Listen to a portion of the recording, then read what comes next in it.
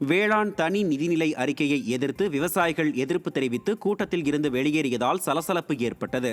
தமிழகத்தில் வேளாண் தனிநிலை அறிக்கை குறித்து நெல்லை மாவட்டம் கேடிசி நகரில் விவசாயிகளின் கருத்து கேட்பு கூட்டத்திற்கு பல்வேறு மாவட்டத்தைச் சேர்ந்த விவசாயிகள் வந்திருந்த நிலையில் சிலர் மட்டுமே பேச அனுமதிக்கப்பட்டதால் அதிர்ச்சியடைந்த பல விவசாயிகள் கண் துடைப்பிற்காக நடத்தப்படும் கூட்டம் என கூறி வெளியேறினர்.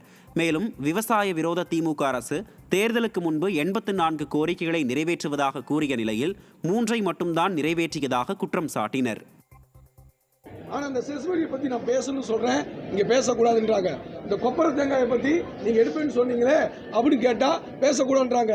கன்னியாகுமரியில ரப்பர் ஃபேக்டரி கொண்டு வருவோம் அப்படின்னு தேர்தல் அறிக்கையில் சொல்லியிருந்தாங்க. அதையும் அவங்க என்ன செய்யல, கொண்டு வரல.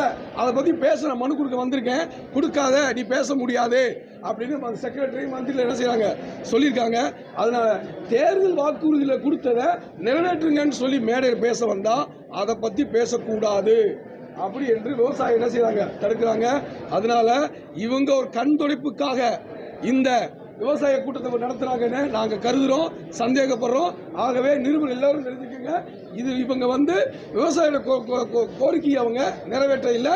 அவங்க கேட்டா அவங்க என்ன சொல்றாங்க, பேசாத வெளியே போடுறாங்க. திருவண்ணாமலை மாவட்டம் வந்தவாசியில் திராவிட மாடல் முதல்வர் ஸ்டாலின் பிறந்தநாள் விழாவில் வழங்கப்பட்ட பிரியாணியை வாங்க பெண்கள் முண்டியடித்துக் கொண்டு கீழே விழுந்த அவல நிலை ஏற்பட்டது.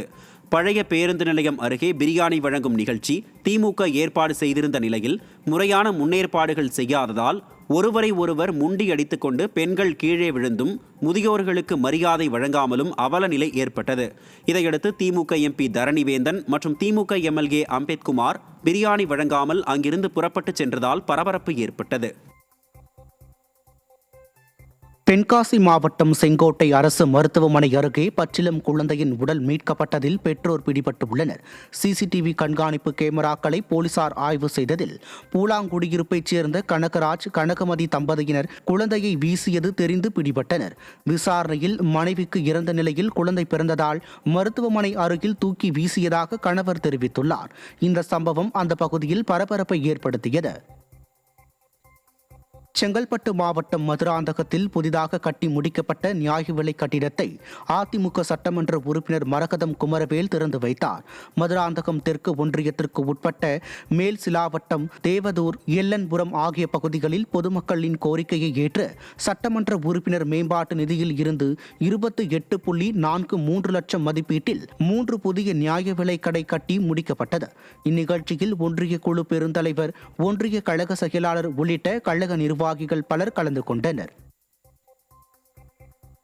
தஞ்சை மாவட்டம் திருப்புறம்பியத்தில் கரும்படு சொல்லியம்மை உடனுரை சாட்சிநாத சுவாமி கோயிலில் மாசி மகத்தன்று கொடியேற்றத்தின் போது கொடி அருந்து விழுந்ததைக் கண்டு பக்தர்கள் அதிர்ச்சியடைந்தனர். பல்வேறு காரணங்களால் 30 ஆண்டுகளாக இக்கோயிலில் பிரம்மோற்சவம் நடத்த முடியாத நிலை ஏற்பட்டது. 30 ஆண்டுகளுக்கு பிறகு நடைபெற்ற இக்கொடியேற்ற நிகழ்வின் போது கொடி பாதி தூரம் வரை கூட ஏறாத நிலையில் திடீரென கயிறு அருந்து விழுந்ததால் அனைவரும் அதிர்ச்சியடைந்தனர். வசூலில் மட்டுமே குறியாக உள்ள அறநிலையத்துறையினர் தரமற்ற கயிறை பயன்படுத்தி பக்தர்கள் உணர்வுகளை புண்படுத்துவதாக குற்றச்சாட்டு எழுந்துள்ளது.